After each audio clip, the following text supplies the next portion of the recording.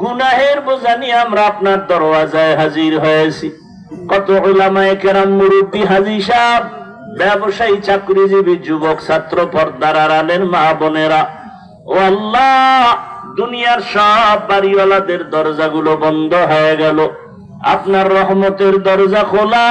গুনার বোঝা নিয়ে আপনার দরওয়াজায় হাজির হয়েছি, তওবার নিয়ত করেছি, আর গুনাহ করব না, আর নামাজ ছাড়বো না, দাড়ি কাটবো না, বেপরদায় চলবো না, মা বাবার সাথে বেয়াদবি করব না, শিক্ষকের দোয়া নিয়ে, ওলামায়ে কেরামের পরামর্শ, দোয়া নিয়ে, নবীর আদর্শ মেনে চলবো।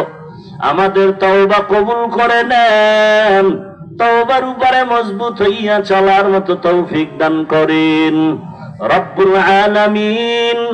এলাকার ঘরে ঘরে শান্তি দান করেন, সুন্নতের আমল চালু করে দেন, মা বোনদের আবেদা পর্দাওয়ালা বানায় দেন, সন্তানগুলো নেককার বানায় দেন, লেখাপড়া যারা করে পরীক্ষার্থী কামিয়াবি দান করেন। আমার কলিজার যুবক, দ্বীনের হেদায়েত দ্বারা সবাইকে কবুল করে নেন, মোবাইলের গুনাহ থেকে হেফাজত করেন। আয় আল্লাহ, সারা দুনিয়াবাসীকে মাফ করে দেন। আয় আল্লাহ, প্রবাসীদেরকে হেফাজত করেন, বাংলাদেশ শান্তির দেশ বানায় দেন আল্লাহ। আয় আল্লাহ, ইসলামের জন্য দেশ কবুল করে নেন, উলামায়ে কেরামদের এক বানায় দেন। আয় আল্লাহ, মেহেরবানি করে বাতিলের মোকাবেলায় বিজয় দান করেন, ইলম ও হিলম ও হিকমত আমলে বরকত বাড়ায় দেন, উলামা তোলাবা উম্মতের অন্তরে ইজ্জত মোহাব্বত রহব বাড়ায় দেন, রিয়া হাসাদ কিবির দূর করে ইখলাস ও তাকওয়া ওয়ালা জীবন দান করেন। নবীজির রওজা মুবারক বাইতুল্লাহ জিয়ারতের জন্য কবুল করে নেন, সারা দুনিয়ায় খেদমতের জন্য কবুল করে নেন।